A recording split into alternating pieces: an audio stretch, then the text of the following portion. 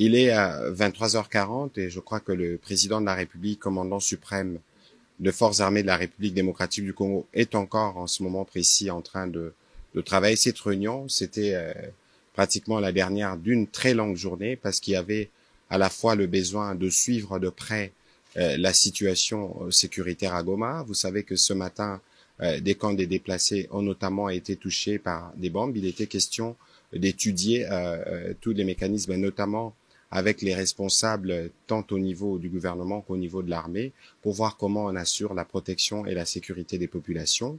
Parallèlement à cela, vous avez suivi qu'il y avait aujourd'hui, à la demande de la République démocratique du Congo, une réunion publique du Conseil de sécurité qui s'est tenue spécialement ce dimanche, où la ministre d'État, ministre des Affaires étrangères, a eu l'occasion de présenter la situation globale et c'est que la République démocratique du Congo souhaite.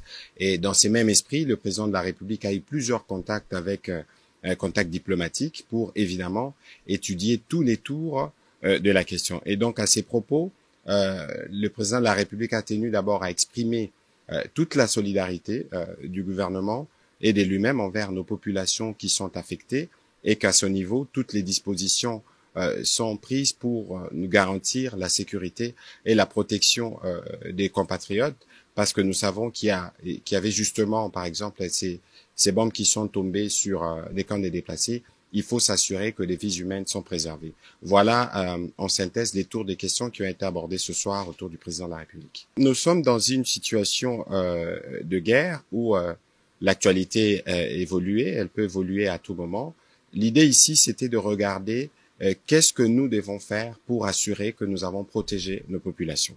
On ne va pas aller dans un débat spéculatif parce que nous sommes le gouvernement autour du président de la République et comme nous le faisons habituellement, nous aurons l'occasion de revenir au regard de l'évolution de la situation pour vous faire le point. Mais pour ce soir, la priorité était de regarder, notamment avec les responsables militaires, comment on préserve les vies humaines. Vous savez qu'il y avait la détermination des autres. Vous savez aussi que nos forces sont très déterminées. Et donc, au milieu de cela, il y a une population. Je pense que cette population, le devoir du président de la République et du gouvernement, c'est de s'assurer de leur protection. Et c'est cela qui a fait l'objet aussi des contacts diplomatiques du président pour lequel nous aurons l'occasion de revenir en détail dès qu'il y aura des éléments à partager. Merci.